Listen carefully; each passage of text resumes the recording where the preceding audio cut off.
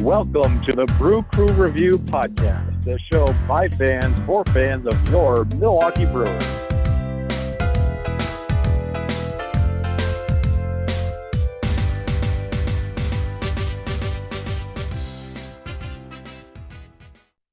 Welcome back, Brewer fans, to another edition of the Brew Crew Review. With us today here on the set is the great Scott Bartell. How you doing today, Scott? Doing great. Let's see here. Doing better now. All right, let's do this. In true Milwaukee or West Dallas fashion, thank you, Scott. Craig will be joining us in just a minute. He is actually at our studio. We had a little technical difficulty, but he will be calling in here momentarily. And Scott, did you talk to our other co-host, Chad Collins? Chad, are you on today? Chad, actually, no. I heard that he said that he was unable to do it, but he actually said that he was going to have some of he was going to see, I guess he said something about he was going to be taking in a lot of Milwaukee's best. So I don't know if that's like, if he's doing like one of those city tours or what he's doing. I don't know what he meant by that. Probably a tour or something of that nature.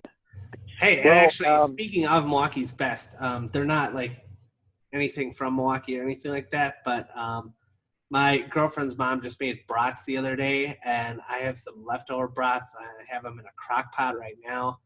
That sounds delicious. Garlic and onions, and yep. I don't do the kraut and mustard. I know it's weird, but I actually put the Sports Service Secret Stadium sauce on my brats. Well, for those of us who have listened to us for a little bit, you might know that Scott lives in Las Vegas, Nevada, and this is Vince, and I live in Washington, D.C., but, we've both been longtime fans and are from Wisconsin originally. And, Scott, I don't know if you found this in Las Vegas, but here in D.C., we've got really limited access to good brats. I can't find a good quality brat. I went to a local butcher even with my fiance, Lauren, and we tried a pack of, what looked to be decent brats, and they were decent, but honestly, the best brats in the world are definitely back home in Wisconsin. It's hard to find a good brat, I think, outside of Wisconsin's borders. It's strange how that works in this day and age, but I think it's definitely true. Very difficult. I mean, I guess shout out to our sponsor, Johnsonville. They are, of course, going to be carried everywhere. But also, as definitely something good out here, I get there's an old German bakery out here, and they apparently have some packaged brats that I've tried, and those are pretty amazing. That's good. Maybe you could ship me some, because we're lacking in the DC market. So, in any event, let's talk some baseball, Scott. Let's start by talking about Corbin Burnes, Brewers pitching prospect. I know that going into this season, Corbin Burnes was rated as the organization's number one prospect. We've seen his numbers falter a little bit this year, which might be expected, while pitching in a place like Colorado Springs. Even a guy like Josh Hader had put up, worse numbers in the bad pitching environment of Colorado Springs. That being said, I think what's even more interesting than Burnes having a bit higher ERA and worse peripherals than last season is the fact that the Brewers organization just made the decision to move him to the bullpen from the starting pitching role. Scott, what are your thoughts on that? And do you agree or disagree with the Brewers' decision to move Burnes from the rotation in AAA to their bullpen? So about that, I've heard a lot of different theories on this, and people are, of course, because Hader was the last prospect that was really called up, I guess, or Peralta for that matter, I suppose. But Hader most recently with very great success. I don't know. I've heard a lot of people saying that, well, we're just going to put him on the same path as Hader, and obviously he'll be that good. Well, that doesn't really work, but I don't know why they're making this move unless they see him and are willing to make a change right now, saying that he might be a reliever. Now, I've heard of theories like, well, we're just trying to limit his innings. You don't really try to limit someone's innings in June, so I don't buy into that at all. I don't know, but I'm not sure what's going on with it.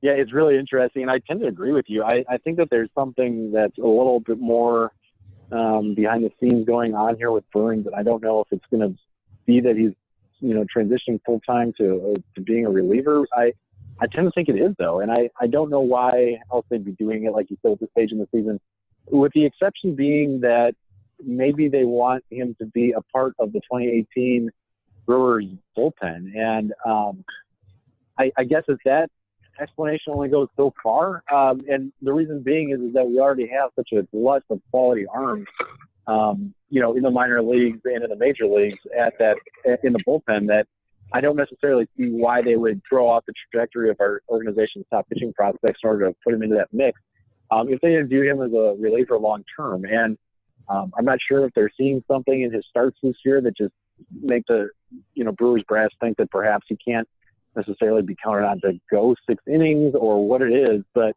I tend to agree that the Brewers are looking at him as a future reliever at this point. So it's very interesting though.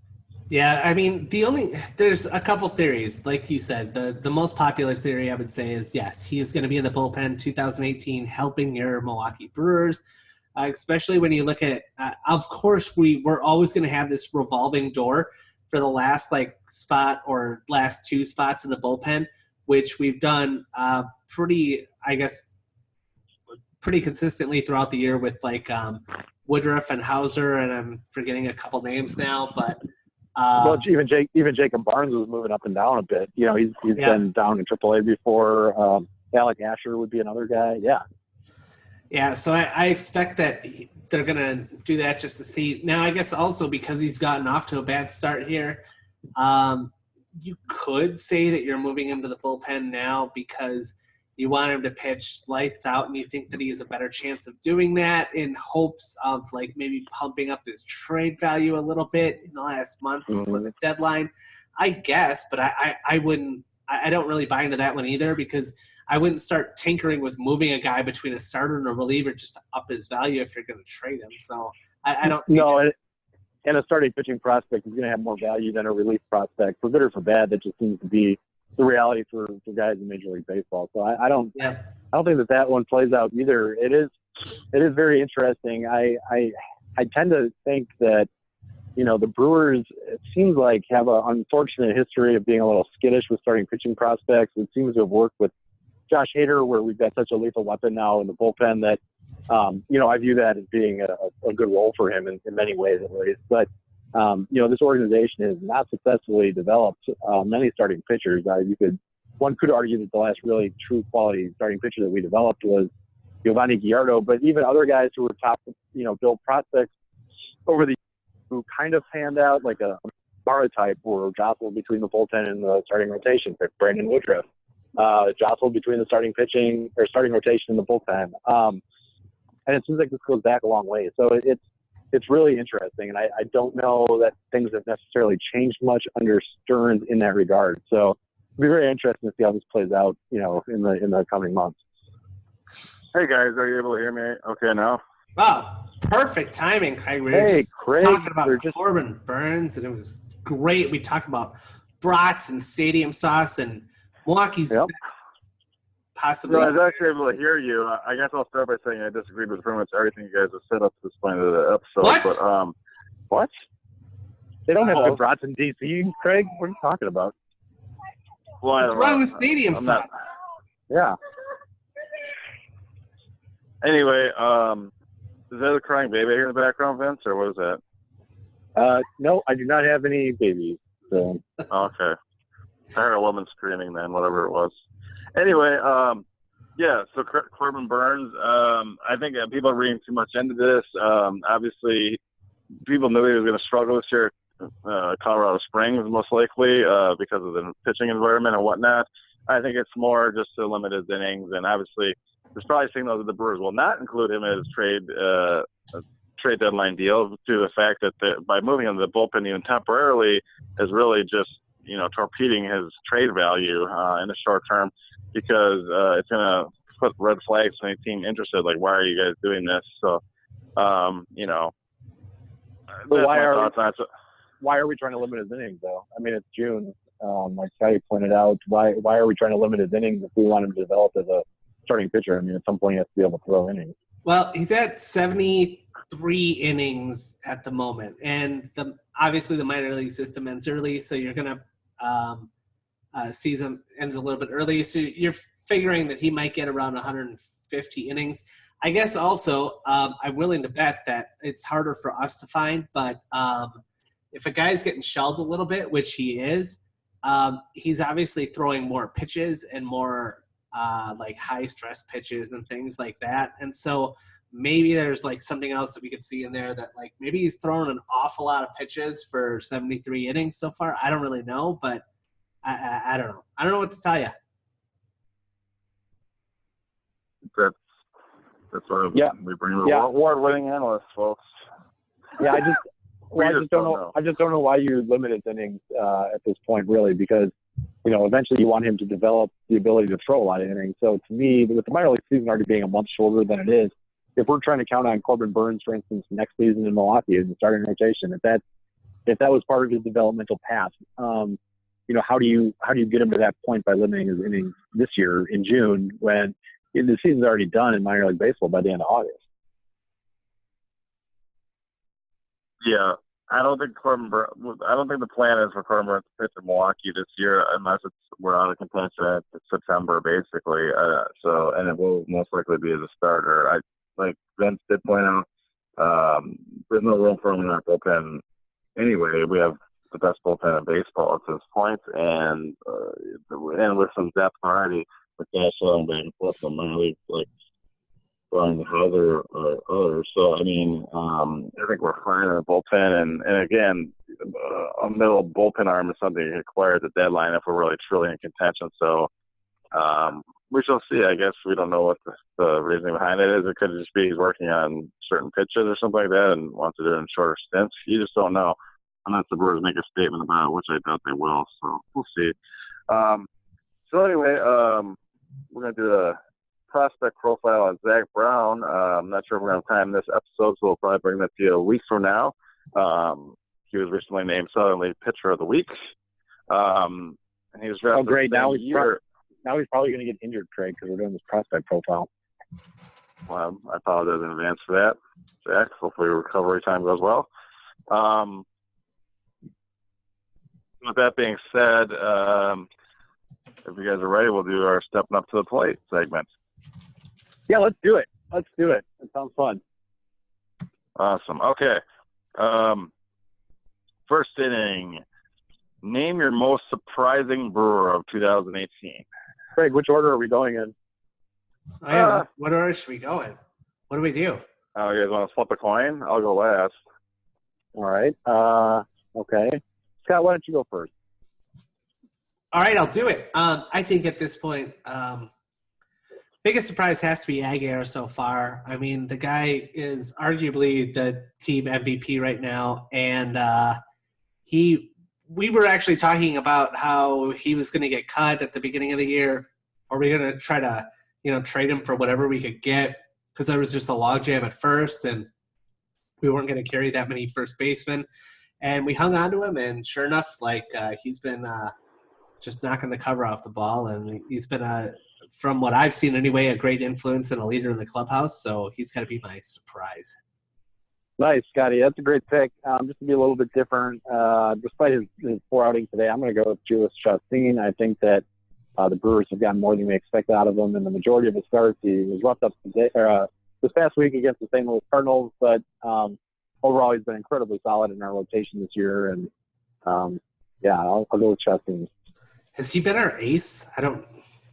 I mean, in many ways he has, right? Because Chase Anderson he had a 10-day stint on the DL, and he's not pitched up to at least his performance last year. And it seems like all of our other starting pitchers, I think, with the exception of Brent Suter, who wasn't even supposed to be in our rotation, were injured at one point. You could argue Junior Guerra, perhaps. But, yeah, I think for guys that were on the team at the beginning of the year, it's got to be Cheston. I'll go with Brent Suter. I mean, here's a guy who we didn't even know would make a rotation and possibly pass over some free agent pitchers just so he could be on the 25-man roster. And he can pitch. He's leading the Brewers in wins. He can pitch as a starter. He can pitch as a relief. He can hit, and he's a social media sensation, I guess. So, I mean, what else can you ask from the guy, Brent Suter? Yeah. Looks like it's a lot to Raptor, too. The Raptor, yeah. Yep. Second inning, most disappointing Brewer so far in 2018. And Scott, remember to take your time, too. You can really, expound on your answers for Rapid 9. It's no problem at all. So take your time. Okay. Well, boy, I can't believe that we have the best record in the NL, and I'm struggling to find because there's so many different candidates for most disappointing Brewer. So that's kind of a little bit of an issue. For me, there's a lot of people, and I think that you guys are going to bring up some of them. But I'm actually going to say Arcia because I had really high hopes for him. He's definitely going through a sophomore slump. He looks kind of lost at the plate right now. Even when he does barrel up the ball, it seems like it's just an atom ball that's just right at somebody. So far, yeah, he's been sent down once. I wouldn't be surprised if he got sent down again before the break even to hopefully get his swing back. But, yeah, he's going to be my pick. Nice. Yeah, Arcia is a pretty great candidate for this. To be a little different, I'm going to go with Domingo Santana. You look at the guy, and he's not old by any stretch, and you'd hope that as a young guy, he's still developing and coming off of a 30 home run year. And I think he's sitting at 3 home runs when we sent him down. It's just you expected that with the Brewers outfield consisting already of Kane and Yelich that you keep a guy like Santana in there purely for his offense for the most part. He's not a good defender. We already knew that. But, it seems like he's just unreliable offensively. And I hope he gets himself figured out in AAA and he can come back and return to form. I'm not going to give up on him yet. But so far, 2018 Brewers, he's my candidate for most disappointing. I'm going to echo Scott and go Orlando Arcia too over Santana, mostly because I expect Santana where I did expect Arcia to not only perform well or have a break of the year, which is the opposite of what's happening. I mean, I really did envision him in his minor league career. I think we lost Craig. Yeah, I did not hear most of that one. He said Orlando Arcia, and I guess hopefully that's going to get cleared up pretty quick. But just to stall for time, let's throw out our honorable mentions because I don't know what the other questions are in the wrap. You guys can't hear me? Oh, now we can. Yeah, you're back. Yeah, Craig. Yes. It's swear on the air. I'm trying to edit. Can't swear on the air. I thought we were allowed to. Wait. Oh, that's fine. You're done. Uh-oh, Craig. Oh, I lost him again. Yeah. Works. Can you hear me now? Yeah, but yeah. Okay, third inning. Wait. Honorable mention. Just to do this, let's see. Honorable mentions to Eric Sogard, Manny Pena, Boone Logan. Who else do we got? JJ Hoover. Jet Bandy. Jet Bandy for sure. I'm even gonna go ahead and throw Chase Anderson in there. He's not bad by any stretch, but he's definitely not living up to being an ace so far this year. So in terms of being disappointed, I'd actually include Anderson in that. You could argue he might be our worst or second worst starter this year. Yeah. Right now, yeah. Okay, third inning. Who do you believe, besides Craig Counsell, who I think will in the long run will be, but name who you think the best manager in Brewers history has been? Oh, yeah. Got? It's before my time, but I mean, I wanted to say Harvey Keene because he took over a team like obviously pretty early in the year, but that was a pretty stacked team. I can't believe I'm going to say this. I know Craig wants to say Ned Yost because he did so much for this team. Yeah, Craig loved Ned. Yeah. I'm actually going to say Tom Trebelhorn. I think he did pretty good for what he had to work with for that team. And that was, that 92 team. That was great. Yeah, that was a great team. But that was Phil Garner though, Scotty, at 92. What? When was Tom Trebelhorn then? No, it was Garner. 87. Well, that's right. That's what I was thinking. One of our our interns could look that up, but I'm pretty sure it was Garner in '92. You know, Scrap Iron was awesome. I think I'm still gonna go with Tom Trebelhorn then. That '87 Okay. that's what got me hooked on baseball forever. So That's awesome. Yeah, I'm gonna go with way back. I'm gonna go George Bamberger. I think that the organization really floundered, as many expansion teams are prone to do. But when Bamberger took over in 1978, he really was able to right that ship, and the Brewers became competitive and contenders starting in '78 and really extending through, 83. So I'm going to go with George Bamberger. He also came back. Yeah, he came back as the Brewers manager in 1986. Did not have as good a results. He was suffering under some health issues, I think, at that point. So I'm going to go with Bamberger. I like that pick, Vince. I'm just going to go with Phil Garner. We'll move on to our fourth inning. Scrap Iron. What? Oh, hey, wait a second. Can I tell a Phil Garner story? Sure, Scott. Okay, I was in Minnesota, and we stayed at the Marriott, traveling. We were playing the Twins. We were in the AL at the time, and I had breakfast with Phil Garner because we were like kind of half stalking the Brewers, staying in the same hotel as them. Couple interesting stories about that. Daryl Hamilton was drinking at the bar alone because, maybe he had trouble sleeping. Great guy. But I had a thing with Phil Garner, and I was like, so what do you do when you need a pinch hitter? Do you go with the hot hand, or you go with somebody that's due, or what do you do? And he's like, oh, I go with somebody that's due. If somebody's 0 for 10 as a hitter, as a pinch hitter, I'm going to throw them in because they're due. Everybody in this league is going to hit basically between 2 and 300, so that's what I'm going to do. I'm like, no, you got to ride the hot hand.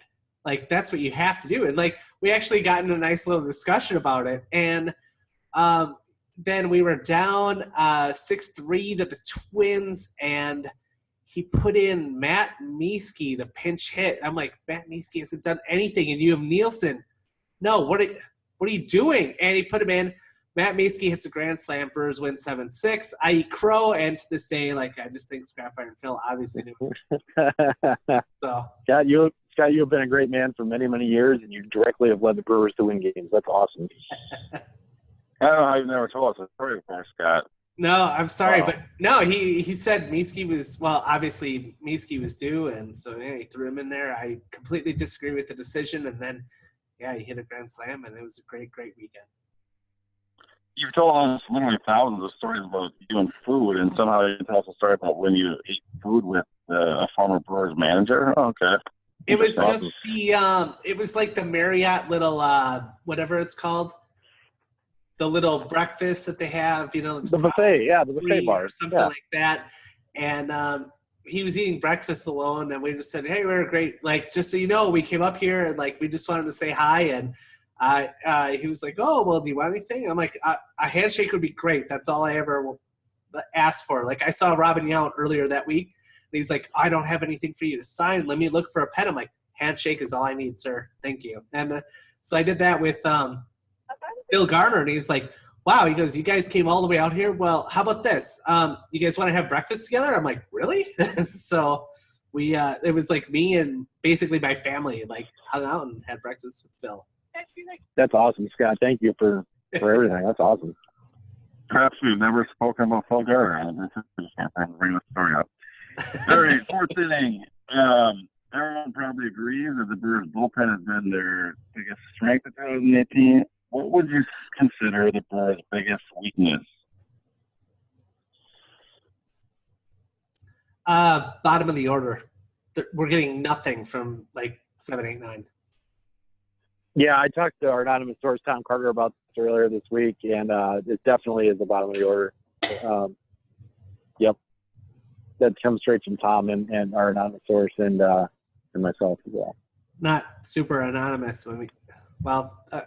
We're short on time. I don't know. Yeah, we'll just wing it. We only have 7.5 minutes. Yeah, we're fine. Sorry, Tom Carter. We didn't mean to say. Craig? Craiger? We lose Craig again? Yeah, I think we did. Oh, man. We could talk about our anonymous person, Hey, Tom Carter. did you guys can you hear me now? Yeah. Yeah, we can. Awesome. This is okay, and you guys more entertaining and than you guys got anything that. we could have ever talked about in this show. You guys got the anonymous source and I was going. Thank you for taking care of that. All right. Yeah, I agree with you guys about the bottom order. We'll go with that. Fifth inning. I know we've done this once before, but now that we're so close to the choices being selected, predict 2018 Brewer All-Stars or All-Star or All-Stars. I'm going to go with Hader, and I'm going to say Jeffers gets in. I'll go Kane and Hader, but Yelich. Kane and Hader. Okay, I think I said Kane previously. I think I'm just going to go with just Josh Hader, and that's it. All right, sixth inning. Let's see here. Okay, Brewers. Let's say the Brewers didn't make the playoffs. We're against a right-handed pitcher, let's say in the wild card game, whatever, first division series game, and it's against a right-handed pitcher. Which two of these players would you sit out of Kane, Yelich, Kane, Thames, Aguilar, Braun, and Santana? Question? For only 4 spots in the lineup for those 6 players against a right-handed pitcher. Which two would you sit? Okay.